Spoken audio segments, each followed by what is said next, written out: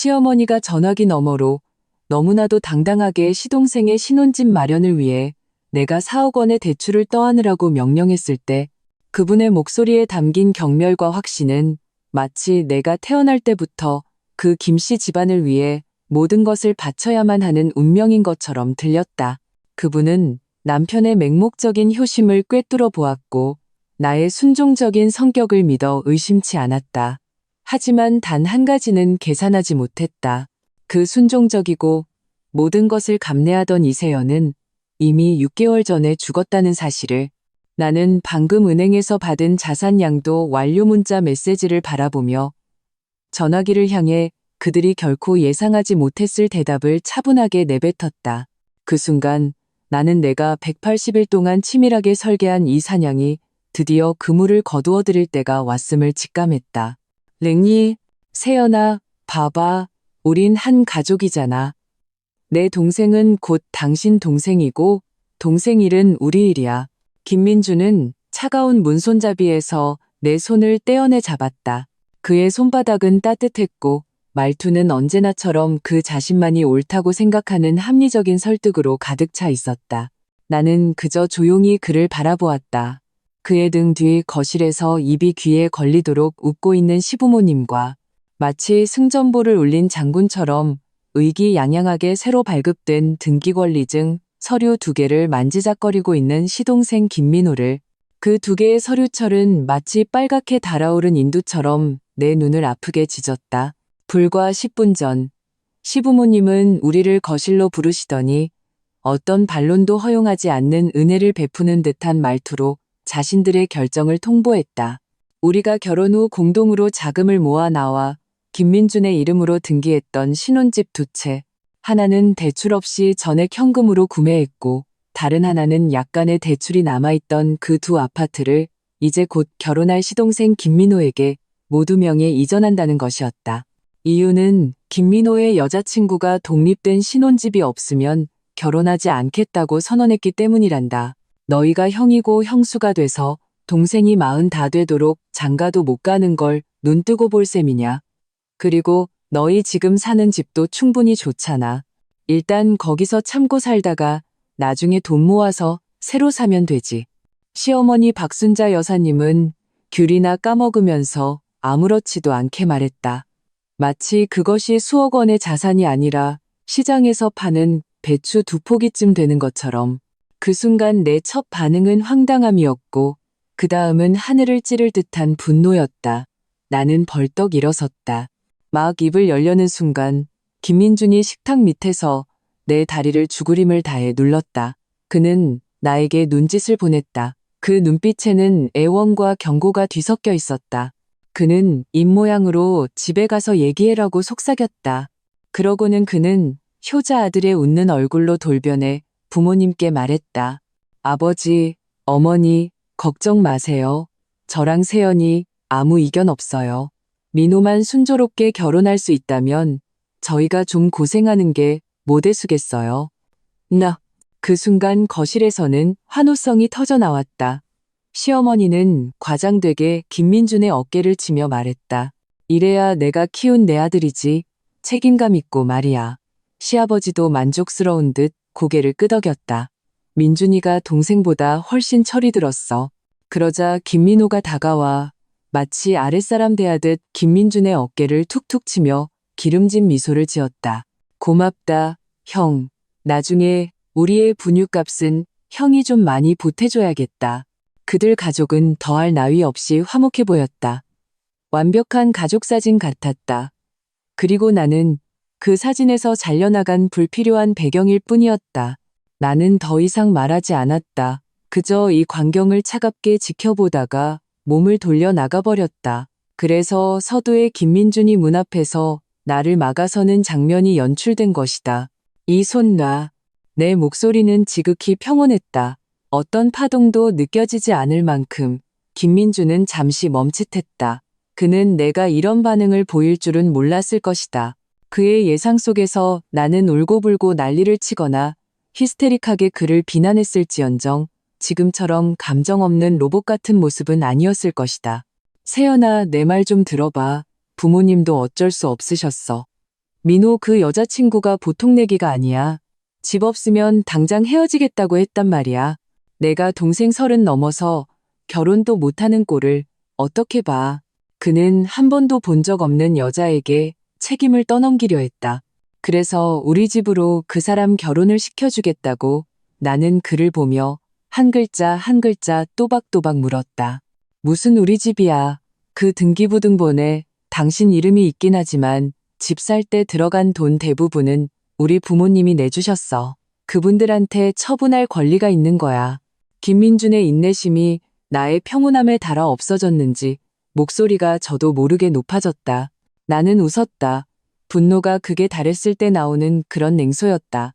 집을 살 때 시부모님은 총 4천만 원을 보태주셨다. 반면 우리 부모님은 혼수금으로 1억 원을 주셨다. 그리고 우리 둘이 가진 모든 돈을 긁어모아 겨우 첫 번째 아파트의 계약금을 치렀다. 두 번째 오피스텔은 결혼 후 우리 둘의 월급을 아끼고 아껴 한 푼 두 푼 모아서 장만한 것이었다. 그런데 이제 와서 그의 입에서는 대부분 부모님이 내주셨다는 말이 나오고 있었다. 김민준 씨, 당신 양심의 손을 얹고 다시 말해봐. 그 돈 대체 누가 더 많이 냈는지? 김민준의 눈빛이 잠시 흔들렸지만 이내 그는 목에 핏대를 세우며 강변했다. 그게 뭐 어쨌다고? 부모님이 날 이만큼 키워주셨는데 부모님 돈이 내 돈이고 당신 돈도 나한테 시집 왔으면 내 돈이지. 한 가족끼리 뭘 그렇게 따져 세어나. 당신 예전엔 안 그랬잖아. 왜 이렇게 좀스럽게 변했어? 좀스럽다. 그 네 글자가 네 개의 바늘이 되어 내 심장을 깊숙이 찔렀다. 결혼 3년. 내가 이 가정을 위해 얼마나 헌신했는지 그는 보지 못했다. 그가 야근할 때면 나는 저녁을 차려놓고 밤늦게까지 기다렸고 그가 아플 때면 밤새 곁을 지켰다. 시부모님과 시동생이 번번이 우리 집에 와서 생활비를 타가거나 작게는 쌀과 반찬부터 크게는 수백만 원의 현금을 요구했을 때 내가 단 한 번이라도 안 된다고 말한 적이 있었던가. 나는 나의 헌신이 존중과 사랑으로 돌아올 것이라 믿었다. 하지만 현실은 내 뺨을 소리나게 후려쳤다. 그 김씨 집안 사람들 눈에 나 이세연은 그저 자신들의 끝없는 사리사욕을 채우기 위해 언제든 희생시킬 수 있는 남일 뿐이었다. 뼛속까지 파고드는 한기가 발끝에서부터 온몸으로 순식간에 퍼져나갔다. 나는 눈앞의 내가 5년 동안 사랑했던 남자를 보았다. 갑자기 그가 너무나 낯설게 느껴졌다. 그의 이목구비는 그대로였지만 그 얼굴에 가득한 이기심과 당연함은 나를 역겹게 만들었다. 나는 더 이상 그와 논쟁하지 않았다. 효심과 가족애에 완전히 세뇌된 남자와는 말이 통하지 않는다는 것을 알았기 때문이다. 그에게 이성을 이야기하면 그는 정을 이야기하고 법을 이야기하면 도덕을 들먹일 것이다. 나는 심호흡을 하고 들끓는 모든 감정을 억눌렀다. 내 얼굴은 다시 평온을 되찾았다. 알았어, 김민준 씨. 따지지 않을게. 내가 이렇게 말하자 김민준의 얼굴에 안도의 빛이 역력했다. 그는 내가 설득당했다고 생각한 것이다. 그는 내 손을 놓고 나를 안으려 다가왔다. 말투도 부드러워졌다. 그럴 줄 알았어. 우리 세연이가 제일 마음이 넓지. 걱정 마. 나중에 민호가 성공하면 분명히 우리한테 2배로 갚을 거야. 나는 몸을 옆으로 피하며 그의 포옹을 피했다. 그리고 가방에서 서류 한 뭉치를 꺼내 그에게 내밀었다. 이게 뭐야? 그가 의아해하며 받아들었다. 부동산 증여계약서랑 추가 합의서야. 나는 차분하게 설명했다. 이왕 우리가 민호 씨한테 집을 주기로 동의했으니 확실하게 처리하는 게 좋지. 이 계약서는 우리 둘 다 서명해야 법적으로 효력이 생겨. 그리고 이 추가 합의서는 우리 가정을 위한 거야. 김민주는 의심스러운 눈초리로 서류를 펼쳤다. 대충 훑어보았다. 증여계약서는 표준 양식이라 별 문제가 없었다. 그의 시선은 추가 합의서에 꽂혔다. 합의서의 내용은 간단했다. 대략적인 내용은 이랬다. 부부가 명의하에 중대 공동재산을 무상으로 남편의 동생에게 증여함에 따라 형 가정의 안정을 보장하고 아내 측이 겪을 수 있는 경제적, 정서적 손실을 보전하기 위해 남편 김민주는 자발적으로 혼인기간 중 발생하는 모든 공동채무 신용카드 대출, 각종 금융대출 등을 포함하되 이에 국한되지 않음에 대해 김민준 개인이 무한 상환 책임을 질 것을 약속한다. 본 합의서는 서명 즉시 법적 효력을 발생한다. 김민준의 미간이 좁혀졌다. 이게 무슨 소리야? 공동채무를 왜 나 혼자 다 갚는다는 건데? 나는 그의 눈을 똑바로 쳐다보며 전례 없이 진심 어린 말투로 말했다. 민준 씨, 내 말 들어봐. 우리 지금 아파트 2채를 다 동생한테 줬잖아. 수중에 모아둔 돈도 하나도 없고, 만약 앞으로 집에 무슨 일이라도 생기면, 예를 들어 우리 부모님이 아프셔서 급하게 돈이 필요하면 어떡해? 나도 최소한의 보장은 있어야지. 내가 집까지 다 양보했는데 당신이 다른 부분에서라도 나한테 안정감을 줘야 하는 거 아니야? 나는 일부러 우리 부모님이라는 세 글자에 힘을 주어 말했다. 아니나 다를까 이 말을 듣자 김민준의 표정이 누그러졌다. 그의 마음속에서 내 부모님은 남이었고 남에게 돈을 쓰는 것은 그는 늘 마뜩잖아 했다. 이 합의서는 그에게 오히려 미래에 내 부모님에게 돈 쓸 위험을 막아주는 방패처럼 보였을 것이다. 그리고 나는 계속해서 압박했다. 당신 부모님이랑 동생이 우리가 이렇게 흔쾌히 집을 넘겨주는 걸 보면 얼마나 기뻐하시겠어. 그런데 우리가 이 합의서 때문에 또 다툰다면 그분들이 어떻게 생각하시겠어. 내가 형수로서 아직도 마음에 불만이 남아서 당신 뒤에서 몰래 딴짓한다고 생각하실 거 아냐? 당신을 위해서, 당신 온 가족의 화목을 위해서 내가 집까지 포기했는데 설마 이런 약속 하나 못 해주는 건 아니지. 내 말은 한마디 한마디가 그의 마음속을 정확히 파고들었다. 그의 보잘것없는 허영심을 만족시키는 동시에 그가 소위 말하는 가족에 대한 책임감에 불을 지폈다. 그는 나의 진심 어린 눈빛을 보았고 거실에서 화기애애하게 웃고 있는 자신의 가족들을 보았다. 마지막 남았던 일말의 의심마저 연기처럼 사라졌다. 알았어. 서명할게. 그는 펜을 들어 2개의 서류에 거침없이 자신의 이름을 휘갈겼다. 그 용이 날고 봉황이 춤추는 듯한 서명을 보며 나는 눈을 내리깔아 눈동자에 스쳐 지나가는 차가운 미소를 감췄다. 김민준, 당신은 영원히 모를 것이다.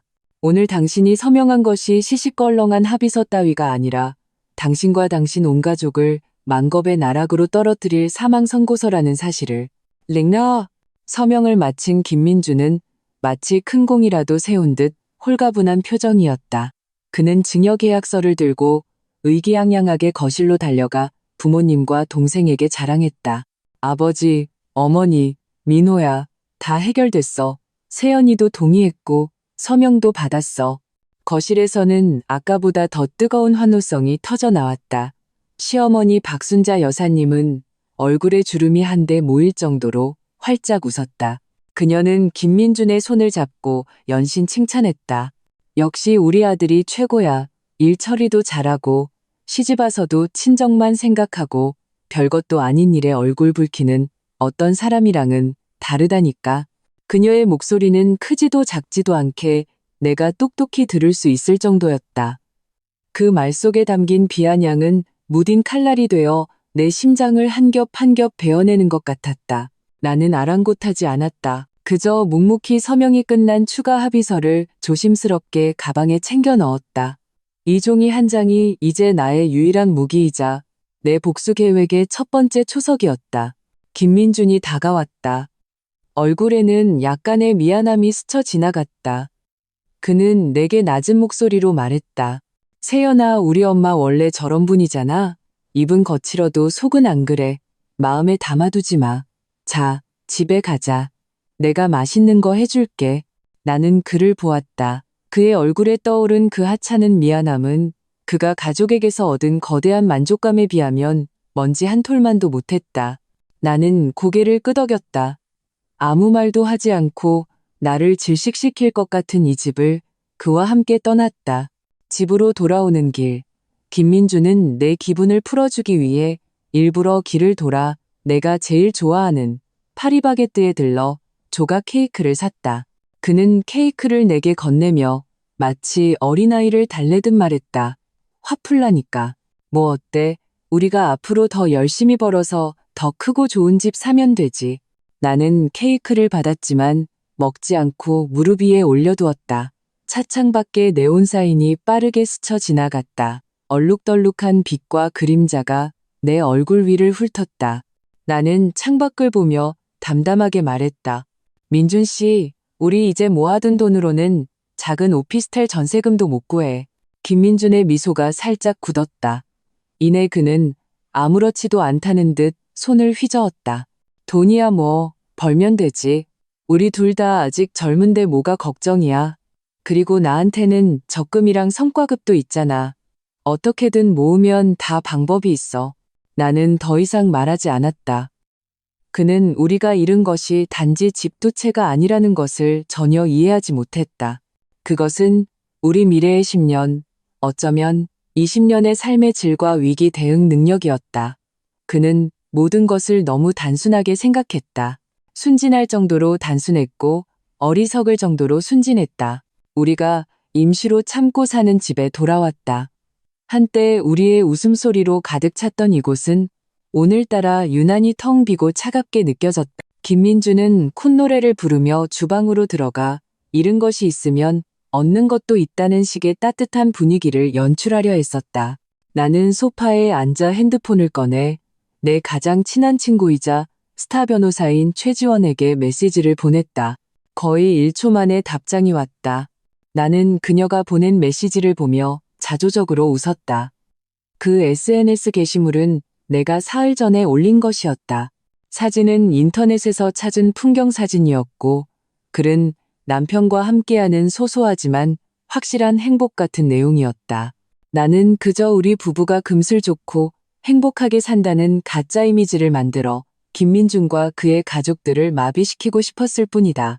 메시지 창 너머로 좋기 1분간 침묵이 흘렀다. 나는 오늘 있었던 일을 간결하게 그녀에게 설명했다. 물론 그 추가 합의서의 존재는 숨겼다. 그녀를 믿지 못해서가 아니었다. 이 계획은 내가 완전히 성공하기 전까지는 그 누구에게도 알려져서는 안 됐다. 이야기를 다 들은 지원이는 전화기 너머에서 분노의 포효를 터뜨렸다. 미친, 그게 사람이 할 짓이냐. 너희 신혼집을 시동생한테 준다고 김민준 개 제정신이야. 그리고 너 이세연, 너 바보야. 그걸 그냥 그렇게 동의해줬다고? 내가 동의 안 하면 어쩔 수 있는데 나는 차분하게 반문했다. 소송해야지. 그 집은 너희 혼인기간 중 공동재산이야. 시부모님이 돈을 좀 보태줬다고 해도 그건 너희 부부한테 증여한 거라고. 무슨 권리로 그걸 뺏어가. 법정 가면 그 사람들 한 푼도 못 챙겨. 지원이의 목소리는 흥분으로 쉬어 있었다. 지원아, 설령 소송에서 이긴다고 해도 나랑 김민준 씨가 계속 살 수 있을까? 지원이는 다시 침묵했다. 그랬다.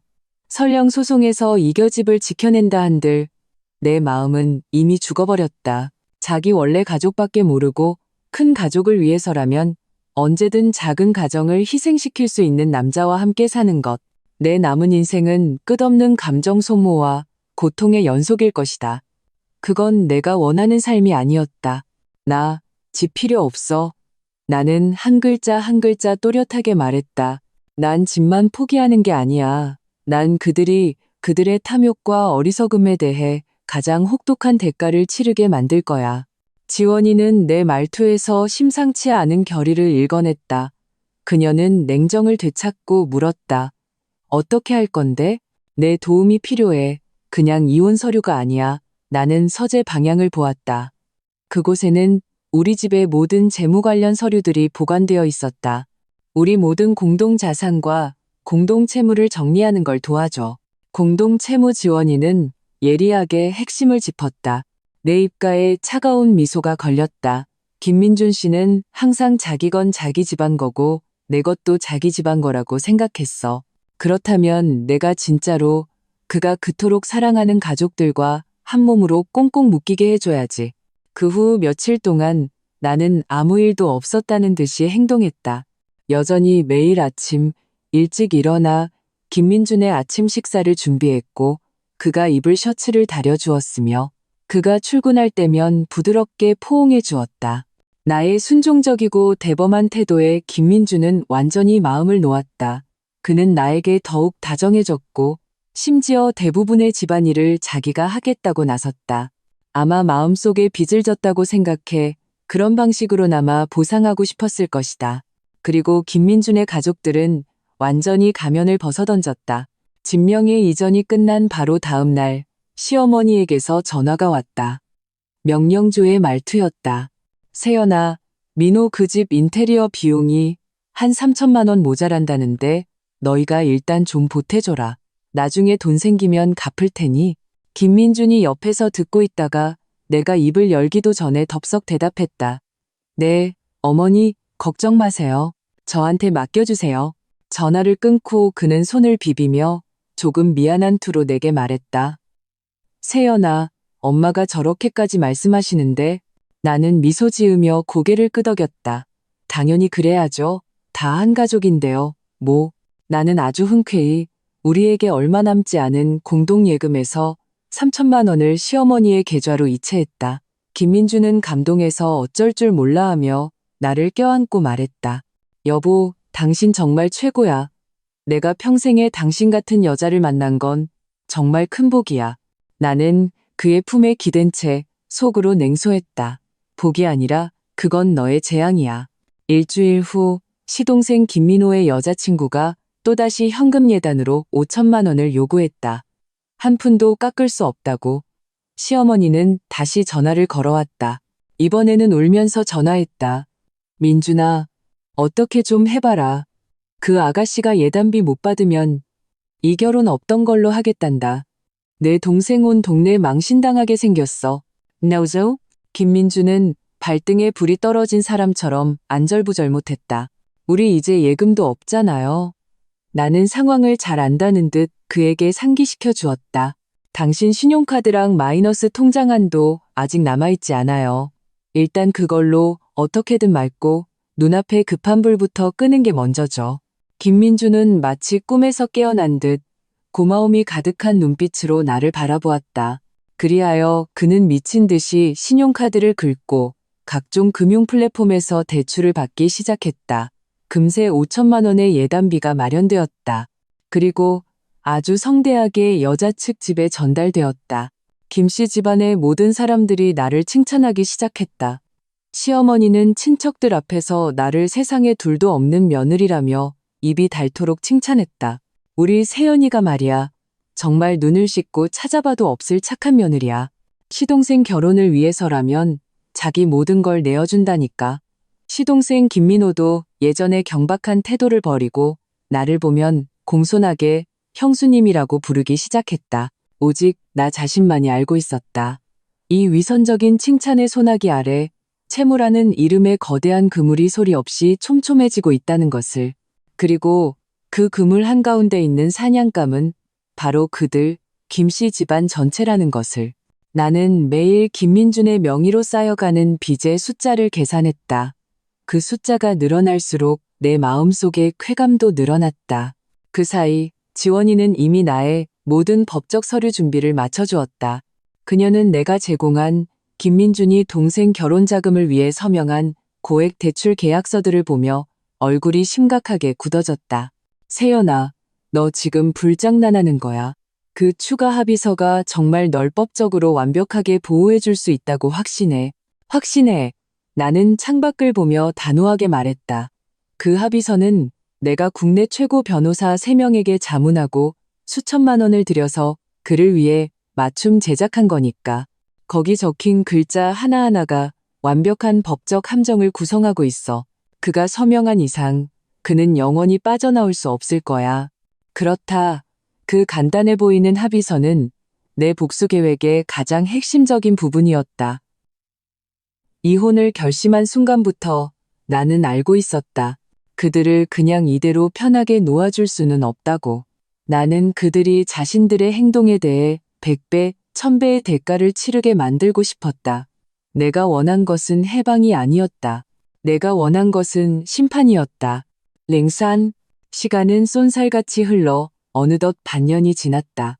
그 반년 동안 김씨 집안은 그야말로 승승장구하는 나날을 보냈다. 시동생 김민호는 순조롭게 결혼에 골인해 예쁘지만 물질적인 그 여자친구를 아내로 맞았다. 결혼식은 성대하게 치러졌고 하객은 500명이 넘었다. 시어머니 박순자는 비싼 대여 한복을 차려입고 식장을 누비며 만나는 사람마다 자기 작은 아들이 얼마나 능력 있고 큰아들과 큰며느리가 얼마나 사려 깊은지 자랑했다. 그들 가족은 기쁨과 허영의 거품 속에서 헤엄치며 이 모든 것을 지탱하는 것이 김민준 명의의 1억 원이 넘는 카드론과 신용대출이라는 사실은 전혀 인지하지 못했다. 그리고 나는 그 반년 동안 소리 없이 나의 모든 계획을 마무리했다. 지원이의 도움을 받아 나는 우리가 결혼 후 공동으로 투자했던 일부 펀드와 주식 등을 시장 리스크 회피라는 명목으로 합법적으로 내 부모님의 차명 계좌로 이전했다. 이 모든 과정에는 김민준의 친필 서명을 받았다. 그는 아무것도 모른 채 내가 알뜰하고 살림을 잘한다고 칭찬까지 했다. 나는 또한 회사 해외 파견 기회를 이용해 한 달간 지방으로 출장을 갔다. 그 한 달 동안 나는 현지 가정법원을 통해 부부관계 파탄 및 2년 이상 별거를 사유로 일방적인 이혼 소송을 제기했다. 내가 미리 우리의 별거 증거들을 치밀하게 조작해 두었고 김민준의 주민등록상 주소지와 실제 연락처를 교묘하게 변경해 놓았기 때문에 법원에서 보낸 소장과 통지서는 단 한 번도 그에게 전달되지 않았다. 결국 법원은 궐석 재판으로 이혼을 허가했다. 나는 이혼 판결문을 받은 날 조용히 그것을 금고에 넣었다. 이 결혼은 나에게 있어 완전히 끝났다. 남은 것은 내가 묻어둔 모든 폭탄을 터뜨릴 최적의 시기를 기다리는 것뿐이었다. 그 사이 김민준도 압박감을 느끼기 시작했다. 매달 돌아오는 카드값 결제일은 저승사자처럼 그를 초조하게 만들었다. 그의 월급은 통장에 들어오자마자 전부 카드값으로 빠져나갔고 때로는 돌려막기까지 해야 했다. 그는 점점 난폭하고 예민해지기 시작했고 사소한 일에도 내게 화를 내는 일이 잦아졌다. 이세연, 이번 달 생활비 왜 이렇게 많이 나왔어? 나 지금 스트레스 받아 죽겠는 거 안 보여. 좀 아껴 쓸 수 없어. 그는 신용카드 명세서를 들고 내게 소리쳤다. 나는 명세서에 찍힌 100만 원짜리 소비 내역을 보았다. 그것은 내가 그에게 사준 명품 재킷이었다. 그가 항상 회사 동료들은 다 좋은 옷 입는데 자기만 초라해서 창피하다고 불평했기 때문이었다. 나는 변명하지 않고 그저 차분하게 말했다. 알았어요. 다음 달부터 주의할게요. 그의 주먹은 마치 손뭉치를 때린 것처럼 힘을 잃었다. 그는 초조하게 머리를 쥐어뜯다가 다시 나를 안으며 목소리를 누그러뜨렸다. 미안해, 세연아. 일부러 당신한테 화내려던 건 아니었어. 그냥 요즘 너무 힘들어서 그래. 이해해요. 나는 그의 등을 토닥였다. 목소리는 물처럼 부드러웠다. 괜찮아요. 다 잘 될 거예요. 이제 동생도 결혼해서 안정됐으니 앞으로는 그쪽에서도 우리 부담을 좀 덜어주겠죠. 나는 계속해서 이런 말로 그를 마비시켰다. 그가 가족은 서로 돕는 것이라는 아름다운 꿈속에서 계속 허우적거리게 만들었다. 그리고 그의 보물 같은 동생 김민호는 결혼 후 빚을 나눠 갚기는커녕 오히려 더 악랄하게 손을 벌렸다. 오늘은 새로 산 차 할부금을 내야 하니 두어 달만 대신 내달라고 하고 내일은 아내가 임신했는데 최고급 산부인과에서 검사를 받아야 하니 돈을 좀 달라고 했다. 김민주는 매번 이를 악물고 승낙했다. 그의 마음속에서 그것은 형으로서 마땅히 져야 할 책임이었기 때문이다.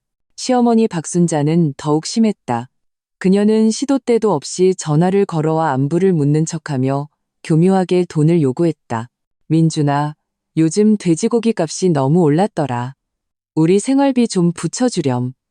민준아, 나랑 아버지가 제주도로 여행이나 갈까 하는데 너희가 좀 보태주면 좋겠다. 이 집은 마치 거대하고 영원히 채워지지 않는 아가리처럼 김민준의 모든 것을 미친 듯이 집어삼켰다. 그의 돈, 그의 정신력, 그리고 그에게 얼마 남지 않은 미래까지도. 나는 그 모든 것을 차갑게 방관했다.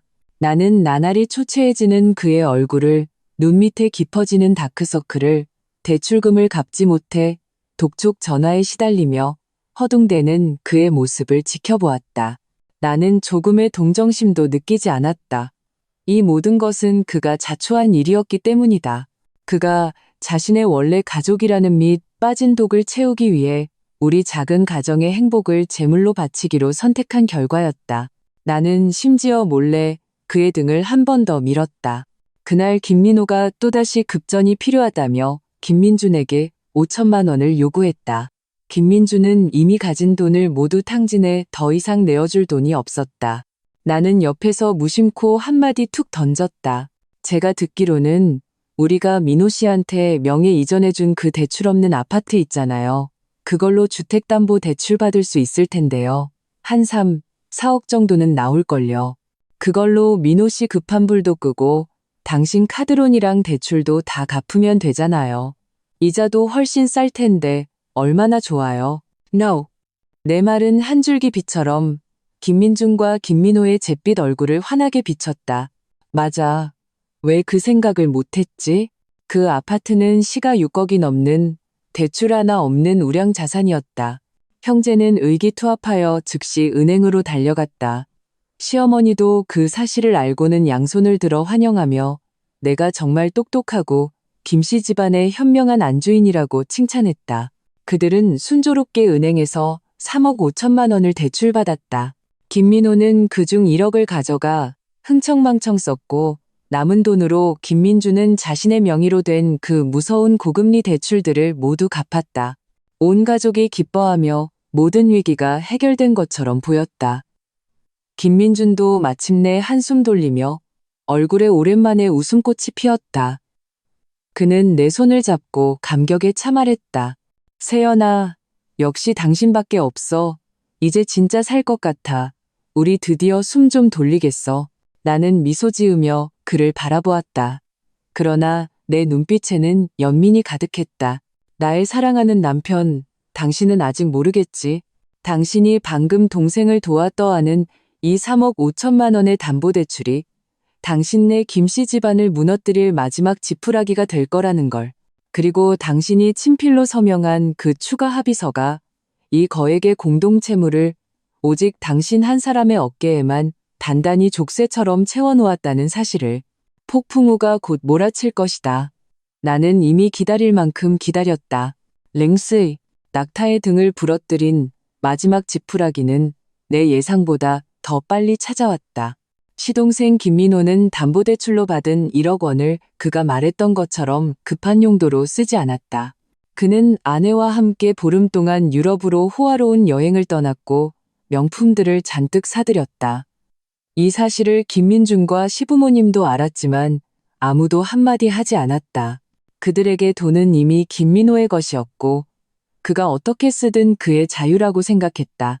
김민준은 남은 돈으로 고금리 대출을 갚고 독촉 전화의 악몽에서 잠시 벗어났다.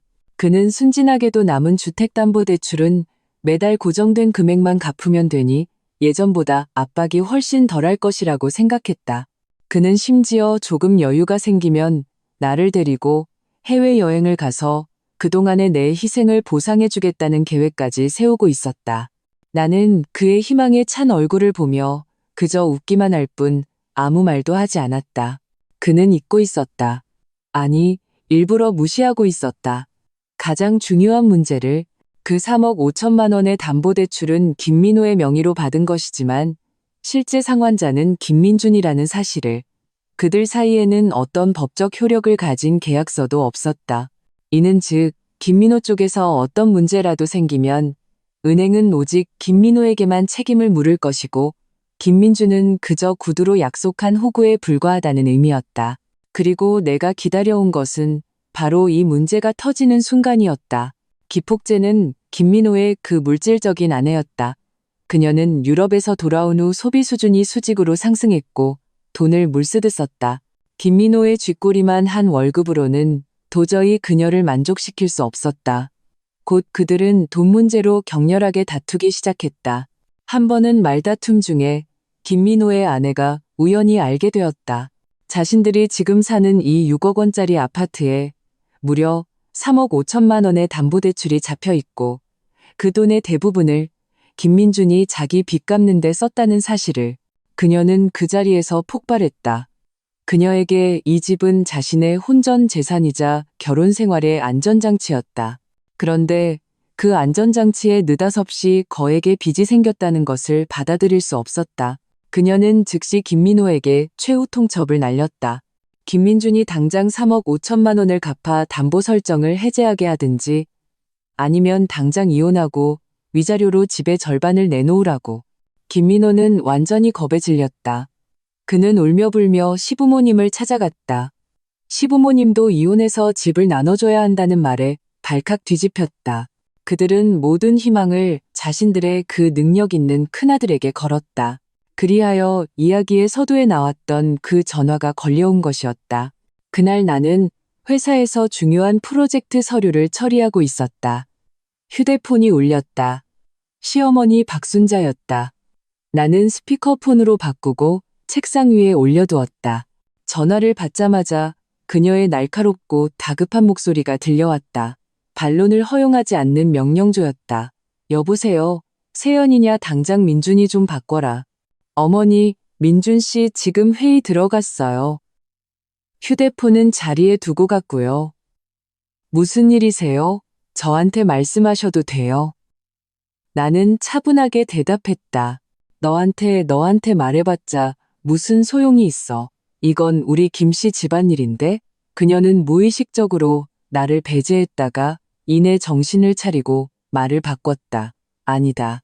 너한테 말해도 똑같지. 잘 들어라. 민호 쪽에 급한 일이 생겼다. 그 아파트 담보대출, 은행에서 조기 상환하라고 독촉이 왔어. 다 합쳐서 4억 원이 필요해. 너희 둘이 어떻게든 방법을 찾아서 사흘 안에 무조건 돈 마련해라. Now. 나는 그녀의 말을 듣고 하마터면 웃음을 터뜨릴 뻔했다. 3억 5천만 원의 대출이 그녀의 입을 거치자 자동으로 4억 원이 되어 있었다. 나머지 5천만 원은 아마도 자신의 노고에 대한 수고비로 미리 챙겨둔 것이리라. 조기 상환 은행이 바보인가. 이런 우량 고객과 안정적인 이자 수입을 포기하게. 이런 말은 김민준 같은 바보에게나 통할 것이다. 어머니, 4억 원이요. 저희가 어디서 그런 큰 돈이 나요? 나는 일부러 놀란 척 물었다. 너희가 있든 없든 무조건 있어야 해. 박순자의 목소리가 갑자기 높아졌다. 막무가내의 억지가 가득했다. 애초에 민준이 빚 갚아주려고 그런 거 아니었으면 민호가 뭐하러 담보대출을 받았겠어? 지금 민호 며느리가 이혼하고 집 내놓으라고 난리인데 너희 설마 동생네 집안 풍비박산 나는 거 구경만 할 셈이냐? 이세연, 내가 분명히 말하는데 이 일은 너희 부부가 저지른 일이야. 너희가 책임져야 해. 그녀는 몇 마디 말로 모든 책임을 우리에게 떠넘겼다. 마치 우리가 원흉인 것처럼. 다른 아파트 하나 더 있잖아요. 그것도 시가가 2억은 넘을 텐데 그거 팔면 얼추 되지 않나요? 나는 친절하게 해결책을 제시했다. 그건 절대 안 돼? 박순자가 즉시 소리쳤다. 그건 민호 신혼집이야. 팔면 걔들은 어디서 살아. 그리고 그 집은 아직 대출금도 다 못 갚았잖아. 팔아봤자 손에 쥐는 돈도 얼마 안 돼. 보라, 이것이 바로 그들 김씨 집안의 논리였다. 두 채의 집은 모두 작은아들 것이니 하나도 건드려서는 안 되고 우리는 마땅히 전 재산을 털어서라도 작은아들의 행복을 위해 희생해야 한다는 것. 어머니, 저희 정말 돈 없어요. 저희 모아둔 돈 전부 민호 씨 집 인테리어 해주고 차 사주고 예단비로 다 썼어요. 민준 씨는 지금 매달 월급 받자마자 그 담보대출이자 갚느라 저희도 생활이 힘들어요. 내 목소리에는 적절한 수준의 억울함과 무력감이 묻어났다. 그런 소리 듣기 싫다. 박순자는 참을성 없다는 듯 내 말을 끊었다. 없으면 빌리면 되지. 너희 부모님한테 빌려. 너희 친정은 꽤 살잖아. 일단 4억 원만 급한 대로 빌려달라고 해. 드디어 그녀는 우리 부모님에게 손을 뻗쳤다. 이것이 바로 내가 그녀가 말하기를 계속 기다려왔던 가장 결정적인 한마디였다. 나는 심호흡을 했다. 목소리는 순간적으로 차갑고 냉정하게 변했다. 마치 나와는 아무 상관없는 사실을 진술하는 것처럼. 어머니, 실망시켜드려 죄송하네요. 첫째, 저희 부모님 돈은 단 한 푼도 드릴 수 없습니다. 둘째, 김민준 씨가 진 모든 빚은 저와 아무런 관련이 없습니다. 전화기 저편의 박순자는 잠시 멍해졌다. 그녀는 내 말을 이해하지 못한 것 같았다. 이세연, 너 지금 무슨 헛소리를 하는 거냐? 나는 창밖의 눈부신 햇살을 바라보았다. 입가에 걸린 미소는 얼음장처럼 차갑고 잔혹했다. 저는 지금 나는 한 글자 한 글자 명확하게 말했다. 그 4억 원의 대출은 김민준 씨의 개인 채무이며 우리가 전에 서명했던 합의서에 따라 그 사람 혼자서 상환해야 할 책임이 있다고 말씀드리는 겁니다. 합의서 무슨 합의서? 박순자의 목소리는 혼란으로 가득 찼다. 아, 맞다. 한 가지 더 알려드리는 걸 깜빡했네요. 나는 잠시 말을 멈췄다. 그리고 그들을 산산조각 낼 수 있는 마지막 폭탄을 던졌다. 죄송하지만 저와 김민준 씨는 석 달 전에 이미 이혼했습니다. 링우, 전화기 저편은 죽음과 같은 정적에 휩싸였다. 나는 시어머니 박순자가 충격으로 인해 거칠고 가빠지는 숨소리까지 선명하게 들을 수 있었다. 마치 언제라도 망가질 듯한 낡은 풀무 같았. 좋기 10초가 흐른 뒤에야 그녀의 믿을 수 없다는 듯 기이하게 갈라진 비명이 수화기를 찢을 듯이 뚫고 나왔다. 뭐라고 이혼했다고? 네, 이혼했습니다. 나는 다시 한번 반복했다. 목소리는 오늘 날씨를 이야기하는 것처럼 평온했다. 이혼 판결문은 석 달 전에 이미 효력이 발생했어요. 그러니 법적으로 말하자면 저와 김민준 씨, 그리고 당신네 김 씨 집안은 이제 아무런 관계도 아닙니다. 말도 안 돼. 이건 절대 사실이 아닐 거야. 박순자의 목소리는 격한 흥분으로 심하게 떨렸다. 민준이가 나한테 왜 아무 말도 안 했겠어? 이 나쁜 년. 너 지금 나한테 거짓말하는 거지? 무슨 요망한 수작을 부려서 우리 몰래 이런 짓을 꾸민 거야? 그녀는 입에 담지 못할 욕설을 퍼붓기 시작했다. 그 더러운 말들은 귀를 더럽혔다. 나는 화내지 않고 그저 조용히 듣고 있었다. 나는 이것이 물에 빠진 사람이 마지막으로 하는 헛된 발버둥이라는 것을 알았다. 그녀의 분노와 저주는 나의 말이 정확한 수술칼처럼 그녀의 가장 약한 급소를 찔렀다는 것을 증명할 뿐이었다. 그녀가 욕을 하다가 지쳐 거친 숨을 몰아쉴 때쯤 나는 천천히 입을 열었다. 어머니, 이제는 박순자 여사님이라고 불러야겠네요. 제가 거짓말을 하는 건지 아닌지는 당신의 그 착한 아들 김민준 씨에게 직접 물어보시면 알겠죠. 우리가 어떻게 이혼했는지는 굳이 아실 필요 없고요.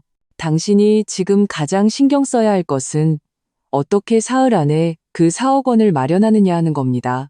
그건 당신 작은 아들 집이잖아요. 안 그런가요? 내 말은 한 바가지의 얼음물처럼 그녀의 모든 분노를 단번에 꺼뜨렸다. 그녀는 다시 침묵에 빠졌다. 이번 침묵에는 공포와 절망이 가득했다. 세연아, 너 이러면 안 돼. 그녀의 목소리가 부드러워졌다. 애원이 섞여 있었다. 우린 한 가족이잖니. 너랑 민준이가 몇 년을 함께 했는데 어떻게 이렇게 하루아침에 끝낼 수가 있어. 설령 이혼했더라도 이렇게 모른 척하면 안 되지. 그건 4억이야. 4억. 우리 다 죽으란 소리야. 나는 냉소했다. 박순자 여사님, 당신네 가족이 제 아파트 2채를 빼앗을 계획을 짤 때 우리가 한 가족이라고 생각하셨나요? 김민준 씨를 현금 인출기 취급하며 그의 마지막 피 한 방울까지 짜낼 때 그도 당신들 가족이라고 생각하셨나요? 이제 집안이 망하게 생기니 제가 생각나셨나 보죠? 너무 늦었습니다. 그녀는 내 말에 한마디도 대꾸하지 못했다. 그리고 나는 그녀에게 마지막 일격을 가하기로 했다. 김민준 씨한테는 기대하지 마세요. 그 사람 지금 자기 명의로 된 빚만 다 합쳐도 5억이 넘어요. 그 3억 5천만 원 담보대출 것만으로도 은행에 고소당해서 신용불량자가 될 판이에요. 자기 몸 하나 건사하기도 힘든데 어떻게 당신들을 구하겠어요? 5억이라고. 박순자의 목소리에는 이미 울음이 섞여 있었다. 어떻게 그렇게 많아? 그 3억 5천만 원 대출은 그건 민호 앞으로 된 거 아니었어. 그건 당신의 착한 아들 김민준 씨한테 직접 물어보셔야죠. 왜 그렇게 순순히 모든 공동 채무를 자발적으로 책임진다는 추가 합의서에 서명했는지 말이에요. 나는 그 치명적인 합의서의 존재를 아무렇지도 않게 던졌다. 전화기 저편에서는 더 이상 아무 소리도 들리지 않았다. 그저 쿵 하는 큰 소리가 들렸을 뿐이다. 휴대폰이 바닥에 떨어진 것 같았다. 이어서 다급하고 허둥대는 외침이 들려왔다. 아마도 이 소식에 충격을 받아 쓰러진 모양이었다. 나는 차분하게 전화를 끊고 휴대폰을 옆에 내려놓은 뒤 하던 서류 작업을 계속했다. 사무실은 조용했고 블라인드 틈으로 들어온 햇살이 내 책상 위에 얼룩덜룩한 그림자를 드리웠다. 내 마음은 전례 없이 평온하고 가벼웠다. 지난 반년 동안 내 마음을 짓누르던 그 거대한 돌덩이를 마침내 내 손으로 치워버린 것이다. 하지만 나는 알고 있었다. 이것은 단지 시작일 뿐이라는 것을. 김씨 집안의 반격은 금방 찾아올 것이고 그 첫 번째 타자는 분명 지금까지도 아무것도 모른 채 속고 있었을 나의 전남편 김민준일 것이다. 예상대로 30분이 채 지나지 않아 내 휴대폰이 미친 듯이 울리기 시작했다. 김민준이었다. 나는 화면에서 요동치는 그 이름을 보며 잠시 망설이다가 이내 통화 버튼을 눌렀다. 그가 어떻게 죽게 되었는지는 명확히 알려줄 필요가 있었다. 이세연, 너 씨발 나한테 무슨 짓을 한 거야. 전화가 연결되자마자 김민준의 분노와 혼란, 공포가 뒤섞인 포효가 터져나왔다. 내 귀가 윙윙 울릴 정도였다. 엄마, 우리 엄마 쓰러지셨어. 방금 겨우 깨어나셨다고. 당신이랑 나랑 이혼했다면서 내가 5억 빚을 졌다고. 대체 이게 다 무슨 소리야? 말해봐. 너 미쳤어. 그의 목소리는 마치 우리의 갇힌 야수 같았다. 나는 그가 지금 얼마나 세계관이 무너지는 혼란 속에 있을지 상상할 수 있었다. 나는 그의 질문에 대답하지 않고 그저 차분하게 되물었다. 지금 어디예요? 병원이지, 어디겠어? 어느 병원인데요? 제가 그쪽으로 갈게요. 어떤 것들은 얼굴 보고 얘기하는 게 나을 것 같아서요. 전화를 끊고 나는 금고에서 이혼 판결문과 김민준의 이름이 서명된 공증까지 마친 추가 합의서를 꺼냈다. 그리고 차키를 챙겨 조용히 회사를 나섰다. 나는 앞으로 힘든 싸움이 될 것을 알고 있었다. 하지만 두렵지 않았다. 반격을 결심한 그 순간부터 나는 이미 나 자신에게 가장 단단한 갑옷을 입혔기 때문이다. 내가 병원에 도착했을 때 멀리서부터 김민준이 응급실 문 앞에서 갈 곳 잃은 파리처럼 초조하게 서성이는 것이 보였다. 그의 머리는 헝클어져 있었고 셔츠는 구겨져 있었으며 얼굴에는 공포와 불안이 가득했다. 내 차를 본 그는 즉시 달려와 운전석 문을 확 열어젖혔다. 이세연, 드디어 왔구나. 빨리 말해줘. 엄마가 한 말 다 거짓말이라고. 우리 이혼 안 한 거 맞지? 그는 내 팔을 단단히 붙잡았다. 그의 눈빛에는 마지막 희망이 담겨 있었다. 나는 말없이 조수석 가방에서 출력해온 이혼 판결문을 꺼내 그의 눈앞에 내밀었다. 그의 시선이 판결문 위에 찍힌 선명하고 눈부신 붉은 법원직인에 닿는 순간 그의 얼굴에서 핏기가 모두 사라졌다. 내 팔을 잡고 있던 그의 손도 힘없이 풀어졌다. 그는 마치 온몸의 기운이 빠져나간 사람처럼 비틀거리며 두 걸음 물러나 차문에 기댔다. 텅 빈 눈으로 중얼거렸다. 진짜였어. 정말이었구나. 그는 고개를 들어 낯선 사람을 보는 듯한 핏발선 눈으로 나를 보았다. 쉰 목소리로 물었다. 왜? 나는 알고 있었다. 그가 묻고 싶은 것은 단지 이혼만이 아니었다. 왜 내가 이런 방식으로 그가 전혀 모르는 사이에 그에게 이 치명적인 일격을 가했는지였다. 나는 그를 보았다. 한때 깊이 사랑했지만 이제는 혐오감만 남은 이 남자를 나는 차분하게 그 추가 합의서 또한 그의 손에 쥐어주었다. 김민준 씨, 그 질문에 대한 답은 당신 스스로에게 물어봐야죠. 당신의 그 화목한 가족들에게 물어보세요. 내 목소리는 아주 작았지만 마치 거대한 망치처럼 그의 무너지기 직전의 신경을 흔흔히 내리쳤다. 나는 알고 있었다. 진짜 쇼는 이제 막 시작되었을 뿐이라는 것을, 그와 그의 가족들의 지옥도 이제 막 서막을 올렸을 뿐이었다. 랭라우, 김민주는 떨리는 손으로 추가 합의서를 받아들었다. 그의 시선이 한때는 자신을 지켜주는 보증서라고 믿었지만 실은 목을 조르는 족쇄였던 조항들을 한자 한자 훑어내려갈 때 그의 얼굴은 창백해졌다가 시퍼렇게 변했고 다시 잿빛으로 죽어갔다. 그는 갑자기 고개를 들었다. 한때의 다정함으로 가득했던 그 두 눈에는 이제 핏발이 서고 미친 듯한 증오가 번뜩였다. 이세연, 네가 날 갖고 놀았어. 그는 마치 격분한 황소처럼 으르렁거리며 내게 달려들어 양손으로 내 어깨를 죽일 듯이 붙잡고 미친 듯이 흔들어댔다. 이 독한 년, 처음부터 날 속일 계획이었지. 그렇지 대범한 척, 순종적인 척하면서 속으로는 어떻게 하면 나랑 우리 가족을 전부 불구덩이로 밀어 넣을까 궁리만 했던 거야. 그의 힘은 엄청났다. 손톱이 내 살을 파고들 것 같았다. 나는 저항하지 않고 그저 차갑게 그를 바라보았다. 그의 충격과 광기가 닿을 때까지 그를 내버려 두었다.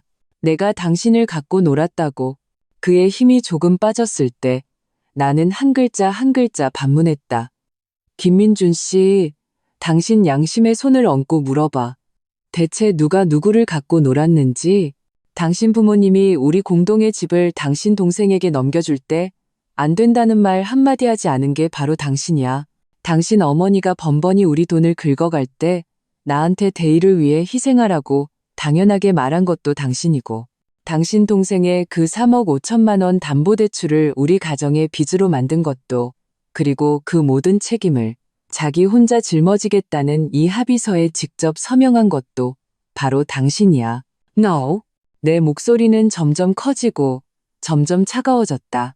모든 글자가 얼음 송곳이 되어 그의 연약한 신경을 무자비하게 찔렀다. 내가 당신을 갖고 놀았다고. 김민준 씨, 나는 당신이 직접 파놓은 무덤 위에 마지막 흙 한 삽을 덮어줬을 뿐이야. 당신이 맞이한 모든 비극은 전부 당신 스스로가 선택한 결과라고. 내 말은 얼음 조각이 섞인 찬물처럼 그의 머리 위로 쏟아져 내렸다. 그는 손을 놓았다. 비틀거리며 뒷걸음질 쳤다. 그의 눈빛에는 혼란과 고통이 가득했다. 그는 그토록 온순하고 순종적이었던 아내가 이렇게 날카롭고 낯설게 변했다는 사실을 받아들이지 못하는 듯했다. 아니, 이럴 리가 없어. 그는 중얼거렸다. 우린 가족이야. 난 그냥 모두가 잘 되길 바랐을 뿐이라고. 모두가 잘 되길 바랐다고. 나는 그의 순진함에 기가 막혀 웃음이 나왔다. 당신이 말하는 모두에는 단 한 번도 내가, 우리 가정이 포함된 적이 없었어. 당신 세상에서는 부모님 명령이 하늘이고 동생의 필요가 땅이었지. 그리고 나 이세연은 당신들 가족의 화목을 이루기 위한 도구, 언제든 희생될 수 있는 대가에 불과했어. 난 이제 지긋지긋해. 나는 마침내 지난 반년간 억눌러왔던 모든 분노와 억울함을 토해냈다. 당신네 김씨 집안의 발판 노릇하는 것도 지긋지긋하고 우리는 한 가족이라는 극에 같은 논리도 지긋지긋해. 김민준, 당신이 나를 희생하기로 결정한 그 순간부터 우리는 끝났어. 응급실 입구는 사람들로 붐볐고 몇몇은 우리의 다툼에 이끌려 호기심 어린 눈초리를 보냈다. 김민준의 얼굴이 불그락푸르락했다. 그는 나의 단호한 눈빛을 보고 마침내 모든 것을 되돌릴 수 없다는 것을 깨달았다. 그의 눈에서 광기가 서서히 사라지고 그 자리에는 끝없는 공포와 절망이 들어찼다. 5억, 그 5억 빚은, 그는 마치 마지막 지푸라기라도 잡는 심정으로 떨리는 목소리로 물었다.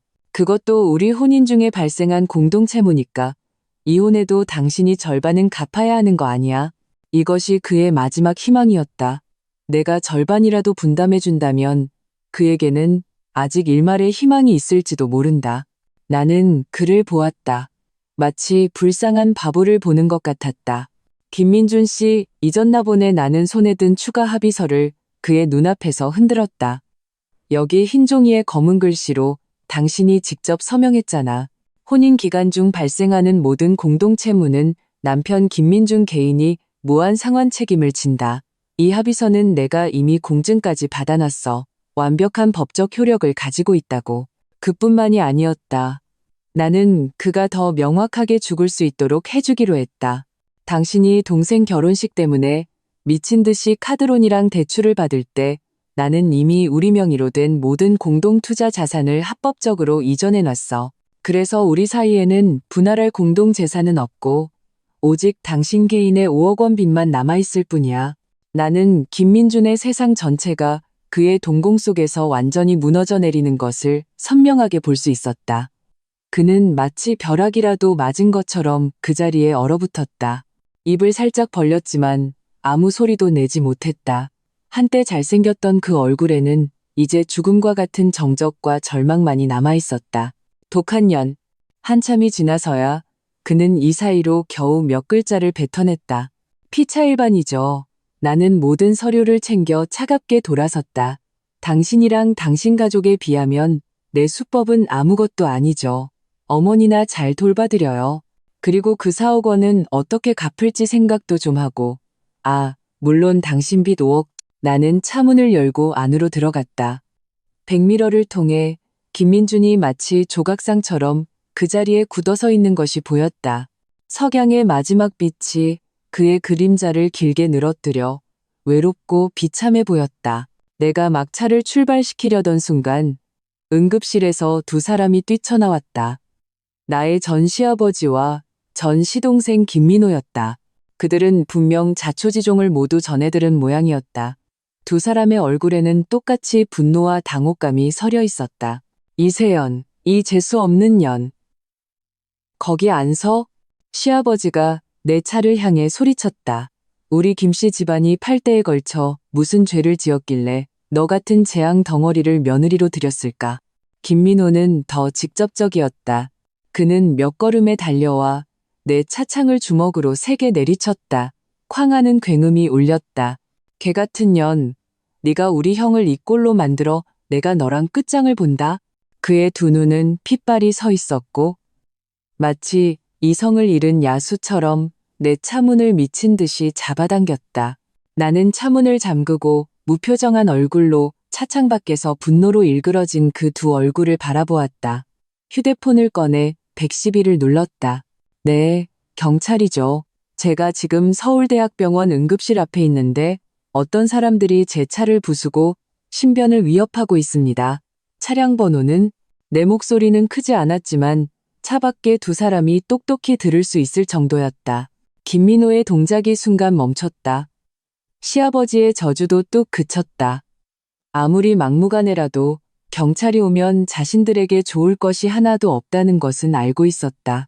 나는 그들의 그엇에 가득한 겁먹은 모습을 보며 입가에 조롱 섞인 미소를 지었다. 그리고 엑셀을 밟아 그들의 분노와 원망이 가득한 시선을 뒤로 한 채 먼지처럼 사라졌다. 김씨 집안의 이 멋진 연극, 앞으로도 잘 해나가셔야 할 겁니다. 관객이 저 하나만은 아닐 테니까요. 랭치. 병원에서 나온 후 나는 바로 집으로 가지 않고 차를 한강 변으로 몰았다. 저녁 강바람이 시원하게 불어와 내 마음속에 마지막 응어리마저 흩어주었다. 반짝이는 강물을 바라보며 나는 길게 숨을 내쉬었다. 지난 반년간의 길고 긴 전쟁이 마침내 막을 내린 것이다. 나는 앞으로 김씨 집안이 지독한 혼란에 빠질 것을 알고 있었다. 은행의 독촉장, 김민호 아내의 이혼 소송, 그리고 김민준을 짓누르는 5억 원의 거액의 빚, 이 세 개의 태산이 그들 각자의 어깨를 죽으림을 다해 짓누를 것이다. 그들은 서로를 비난하고 원망할 것이다. 한때 견고해 보였던 가족의 정은 적나라한 이익과 채무 앞에서 산산조각 날 것이다. 하지만 그 모든 것은 이제 나와 상관없는 일이었다. 휴대폰이 다시 울렸다. 이번에는 변호사 친구 최지원이었다. 어때? 다 해결됐어? 그녀의 목소리에는 걱정이 묻어 있었다. 응, 해결됐어. 나는 시트에 기대어 창밖의 야경을 보며 말했다. 그들 앞에서 전부 다 밝혔어. 그 사람들 반응 아주 볼만했겠는데 지원이가 웃었다. 내가 예상했던 것보다 훨씬 더. 나도 웃었다. 지금쯤 아마 난리가 났을 거야. 쌤통이다. 지원이의 목소리에는 통쾌함이 가득했다. 그런 거머리 같은 가족을 상대할 때는 조금의 동정심도 가져선 안 돼. 너 이번에 정말 멋졌어. 세연아, 네가 자랑스럽다. 고마워, 지원아. 네가 없었으면 이렇게 순조롭지 못했을 거야. 우리 사이에 뭘 그런 말을 해. 지원이는 잠시 말을 멈추고 진지한 목소리로 말했다. 그래도 조심해야 해. 그런 사람들은 궁지에 몰리면 무슨 짓을 할지 몰라. 극단적인 방법으로 널 괴롭히거나 네 평판을 망가뜨리려 할 수도 있어. 알아. 나는 고개를 끄덕였다. 이미 집도어록도 바꿨고 회사에도 얘기해뒀어. 평판 같은 건 신경 안 써.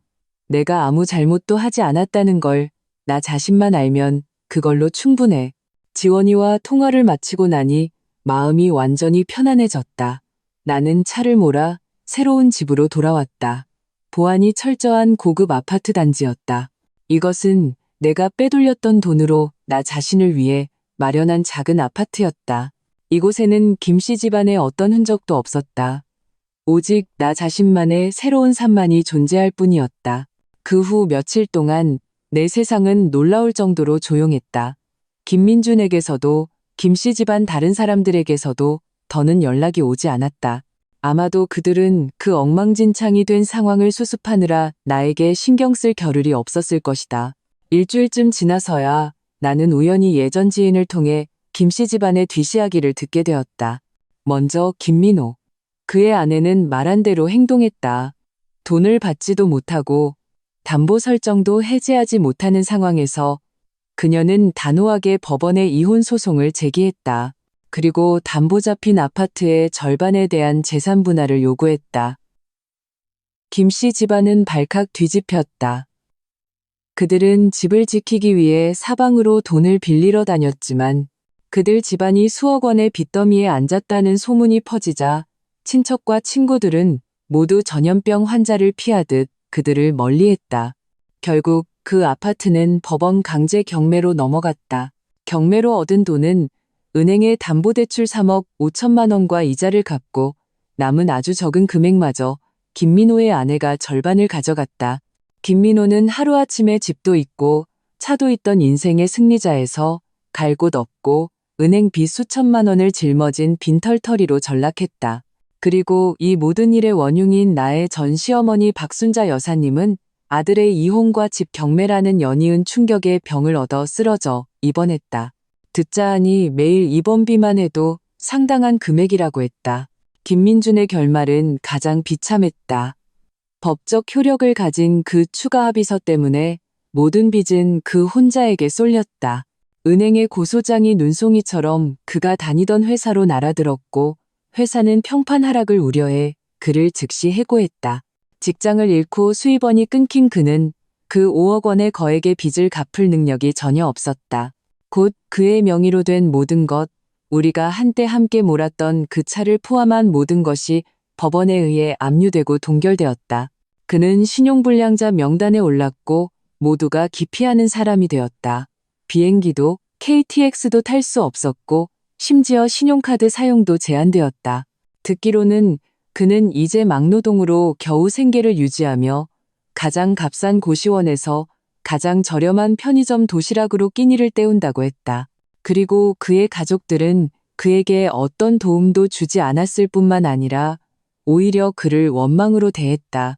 시아버지는 자기 아내 하나 간수 못해서 온 집안을 이 꼴로 만들었다고 그를 비난했고 김민호는 형의 무능함 때문에 자기 아내가 이혼하고 집까지 날아갔다며 그를 원수처럼 여겼다. 한때 온 가족의 사랑을 받던 착한 아들, 좋은 형은 이제 모두에게 손가락질 받는 신세가 된 것이다. 이 소식을 들었을 때 나는 나의 새로운 집에서 여유롭게 애프터눈 티를 마시고 있었다. 통유리창으로 햇살이 쏟아져 들어와 따뜻하고 아늑했다. 나는 조금의 통쾌함도 어떤 동정심도 느끼지 못했다. 내 마음은 그저 평온할 뿐이었다. 나는 알고 있었다. 그들 각자가 자신들이 받아야 할 마땅한 벌을 받았다는 것을. 이것은 나의 복수가 아니었다. 이것은 그들이 자신들의 탐욕과 이기심, 그리고 어리석음에 대해 치른 대가였다. 이 모든 것은 인과응보, 그뿐이었다. 링바. 이야기가 여기서 끝날 줄 알았다. 나와 김씨 집안은 이제 각자의 길을 가며 다시는 마주칠 일이 없을 것이라고. 하지만 나는 그들 가족이 인간의 밑바닥을 어디까지 보여줄 수 있는지 너무 얕잡아 보고 있었다. 내가 평온한 삶을 산 지 약 한 달이 지났을 때 예상치 못한 사람이 나의 새집을 찾아왔다. 김민준이었다. 그날 퇴근하고 집에 돌아와 엘리베이터에서 막 내렸을 때 초췌하고 덥수룩한 수염의 남자가 우리 집 현관문 구석에 웅크리고 있는 것을 보았다. 그는 더럽고 낡은 티셔츠를 입고 있었고 온몸에서 시큼한 냄새가 났다. 이 깨끗하고 밝은 고급 아파트와는 전혀 어울리지 않는 모습이었다. 나는 처음에는 그를 알아보지도 못했다. 그가 고개를 들어 핏발이 서고 흐리멍덩한 눈으로 나를 보기 전까지는 그제야 나는 그가 한때 의기양양했던 김민준이라는 것을 알아차렸다. 불과 한 달 만에 그는 20년은 늙어 보였다. 세연아. 그는 나를 보고 힘겹게 일어섰다. 목소리는 사포로 긁은 것처럼 갈라져 있었다. 나는 무의식적으로 한 걸음 물러서며 손에 든 가방을 꽉 쥐었다. 경계하며 그를 쳐다보았다. 어떻게 여길, 누가 내가 여기 사는 거 알려줬어요. 나 한참 찾았어. 그는 내 쪽으로 한 걸음 다가오며 우는 것보다 더 보기 흉한 미소를 지었다. 세연아, 내가 잘못했어. 정말로 내가 다 잘못했어. 제발 날 용서해주면 안 될까? 우리 다시 합치자. 나는 내 귀를 의심했다. 다시 합치자고 그가 어떻게 내 앞에서 감히 그 두 단어를 입에 담을 수 있을까? 김민준 씨, 정신 나갔어요. 나는 차갑게 그를 쏘아보았다. 우린 이제 아무 관계도 아니에요. 아니야. 세연아, 내 말 좀 들어봐. 그는 다급하게 내 손을 잡으려 했고 나는 재빨리 피했다. 다 내 잘못이야. 내가 쓰레기였고 내가 맹목적인 효자였어. 내가 널 지켜주지 못해서 너한테 그 많은 상처를 줬어. 그는 쿵소리를 내며 아무런 예고도 없이 내 앞에 무릎을 꿇었다. 내 다리를 붙잡고 통곡하기 시작했다. 세연아, 제발 한 번만 더 기회를 줘. 내가 맹세할게. 앞으로 정말 잘할게. 그 사람들이랑 연 끊을게. 너한테만 잘할게. 우리 다시 시작하자. 응. 그의 울음소리는 매우 컸고 이웃들이 궁금한 듯 쳐다보기 시작했다. 나는 역겨움을 느끼며 다리를 빼내려 힘을 썼지만 그는 죽을 힘을 다해 붙잡고 놓아주지 않았다. 김민준 씨, 일어나요. 이게 무슨 꼴이에요. 안 일어나. 그는 떼를 쓰기 시작했다. 네가 약속하기 전까지는 안 일어나. 세연아, 너 이렇게 매정하게 굴면 안 돼. 지금 내 꼴 좀 봐. 직장도 잃고 집도 잃고 모든 사람이 날 욕해. 이제 나한테는 너밖에 없어. 날 도와줄 사람은 너뿐이야. 나는 마침내 알아들었다. 그는 참회하러 온 것이 아니었다. 그는 구조를 요청하러 온 것이었다. 그가 말하는 잘못했다는 것은 막다른 길에 몰리고 나서야 나만이 자신의 유일한 구명줄이라는 것을 깨달았기 때문이었다. 그가 재결합을 원하는 것은 사랑 때문이 아니라 그 5억 원의 거액의 빚을 갚아줄 사람이 필요했기 때문이었다. 당신을 도와달라고요? 나는 기가 막혀 웃었다. 내가 왜요? 김민준 씨. 당신이 지금 이 꼴이 된 게 다 누구 덕분인지 잊었어요? 당신 자신, 그리고 당신의 그 거머리 같은 가족들 때문이잖아요. 그의 가족 이야기가 나오자 김민준의 얼굴에 악독한 빛이 스쳐 지나갔지만 그는 금세 그것을 감추고 계속 애원했다. 맞아. 다 그 사람들 잘못이야. 나 이제 그 사람들 안 봐. 세연아. 내가 내 빚만 갚아주면 내가 너한테 평생 노예처럼 살게. 우리 다시 합치면 내 돈이 되는 거잖아. 너라면 분명 방법이 있을 거야. 그렇지.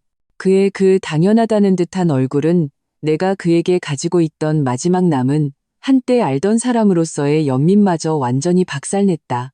나는 가방에서 휴대폰을 꺼내 그를 향해 들었다. 김민준 씨, 마지막으로 경고할게요. 당장 우리 집 앞에서 꺼져요. 그렇지 않으면 지금 당장 스토킹으로 경찰에 신고할 거예요. 내 휴대폰 카메라를 본 김민준의 울음소리가 뚝 그쳤다. 그의 눈에 당황한 빛이 스쳤지만 이내 그 당황스러움은 될 대로 되라는 식의 광기로 변했다. 그는 벌떡 일어나 흉측하게 일그러진 얼굴로 나를 손가락질했다. 이세연, 너 좋게 말할 때 들어. 여기 숨어 있으면 다 끝날 줄 알아. 내가 경고하는데 네가 날 안 도와주면 우리 사이에 있었던 일 전부 다 까발릴 거야. 온 세상 사람들이 네가 얼마나 악독하고 교활한 여자인지 알게 할 거라고. 네가 앞으로 어떻게 얼굴 들고 사나 보자. 그는 나를 협박하기 시작했다. 나는 그의 히스테릭한 모습을 보며 두려움 대신 우스움을 느꼈다. 좋아요. 나는 차분하게 고개를 끄덕이며 녹화 버튼을 눌렀다. 지금 바로 시작하세요. 되도록이면 상세하게요. 당신 내 가족이 어떻게 내 집을 빼앗으려 했는지, 당신이 어떻게 그 합의서에 순순히 서명했는지 전부 다 말해주세요. 걱정 마요. 제가 확실하게 퍼뜨려 줄 테니까. 온 세상 사람들이 당신네 김씨 집안의 그 추악한 민낯을 똑똑히 감상하게 해줄게요. 나의 냉정함은 그의 예상을 완전히 벗어났다. 그는 멍하니 서서 나를 가리키던 손을 부들부들 떨었다.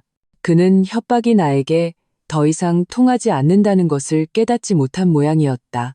우리가 그렇게 대치하고 있을 때 늙고 원망스러운 목소리가 계단 쪽에서 들려왔다. 이 천벌을 받아주길 연. 역시 너였어. 네가 우리 집안을 다 망쳐놨어. 고개를 돌리자 지팡이를 짚고 김민호의 부축을 받으며 한 걸음 한 걸음 다가오는 전 시아버지가 보였다. 그의 뒤에는 넋이 나간 전 시어머니 박순자도 있었다. 그들 가족이 전부 다 온 것이었다. 아무래지 오늘 이 소동은 그들이 미리 계획한 것이었다. 김민준의 무릎 꿇고 애원하는 것이 첫 번째 단계. 만약 내가 마음이 약해지면 그들은 순순히 상황을 이용할 것이고 내가 강하게 나가면 온 가족이 총출동하여 도덕과 여론으로 나를 올가매려 했던 것이다. 안타깝게도 그들은 계산을 잘못했다.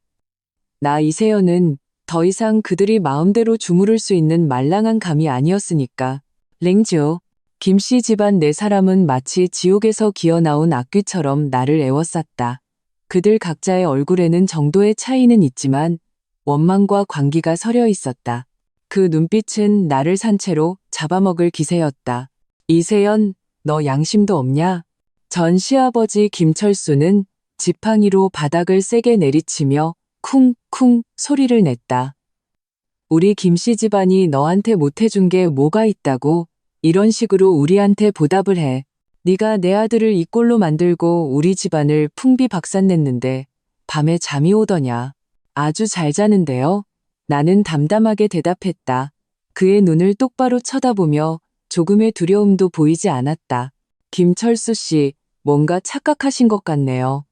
당신네 집안을 이 꼴로 만든 건 제가 아니라 당신들의 그 끝없는 탐욕입니다.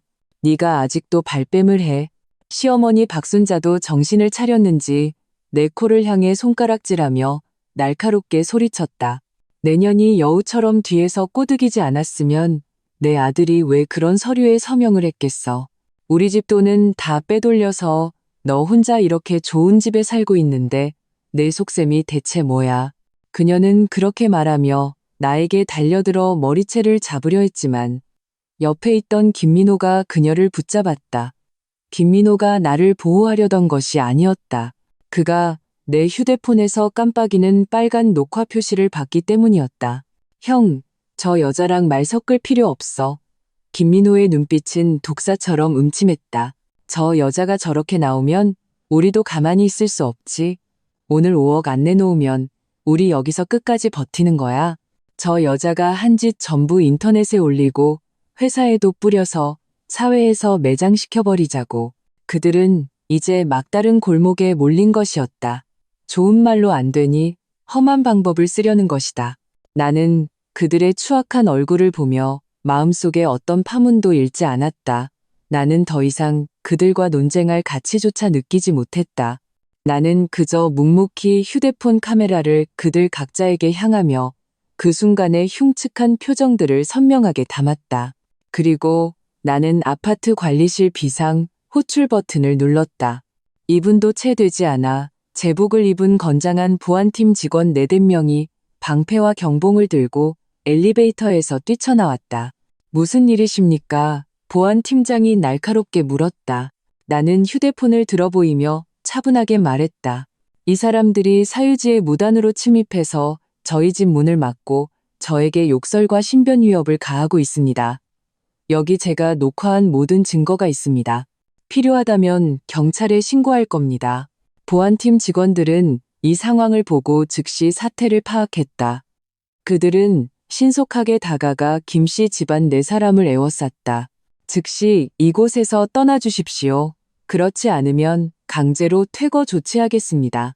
김씨 집안 사람들은 내가 이렇게 나올 줄은 몰랐는지 순식간에 당황했다.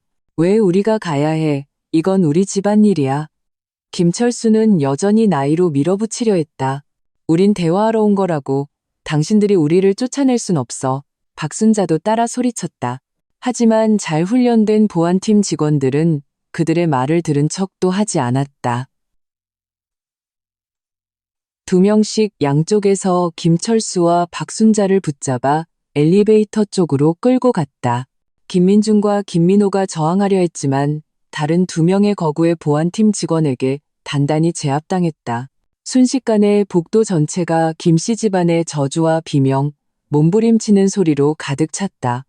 마치 한편의 우스꽝스럽고 비참한 코미디 같았다. 이세연, 이 독한 년, 너 천벌받을 거야. 내가 귀신이 돼서도 널 가만두지 않을 거야. 너 반드시 벌받을 거라고. 반드시. 나는 문에 기댄 채 그들이 하나씩 엘리베이터로 끌려 들어가는 것을 차갑게 지켜보았다.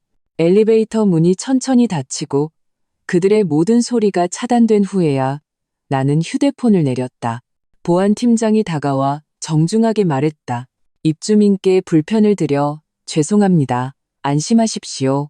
이분들은 저희 아파트 출입 금지 명단에 등록했으니 앞으로는 절대 들어올 수 없을 겁니다. 감사합니다. 나는 고개를 끄덕였다. 세상이 마침내 조용해졌다. 나는 문을 열고 나만의 안전하고 따뜻한 안식처로 들어갔다. 부드러운 소파에 몸을 던졌다. 휴대폰에 방금 녹화한 영상을 다시 돌려보았다.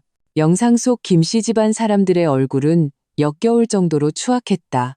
나는 한때 이 영상을 인터넷에 올려 그들을 진짜로 사회에서 매장시켜버릴까 생각한 적도 있었다.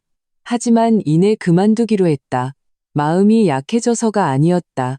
그럴 필요가 없다고 느꼈기 때문이다. 그들에게 가장 큰 벌은 외부의 여론이나 비난이 아니었다. 그들을 영원히 자신들이 직접 만든 빚과 가난, 그리고 서로를 원망하는 지옥 속에서 살게 하는 것. 영원히 그곳에서 벗어나지 못하게 하는 것. 그것이야말로 그들의 탐욕스러운 본성에 대한 가장 깊고도 잔혹한 심판일 것이다. 그 소동 이후 내 삶은 완벽한 평온을 되찾았다. 김씨 집안 사람들은 다시는 나타나지 않았다. 나는 그 영상과 모든 증거를 지원이에게 백업용으로 넘겨주었다. 그리고 만약 나에게 무슨 일이 생기면 이 모든 것을 세상에 공개해달라고 부탁했다.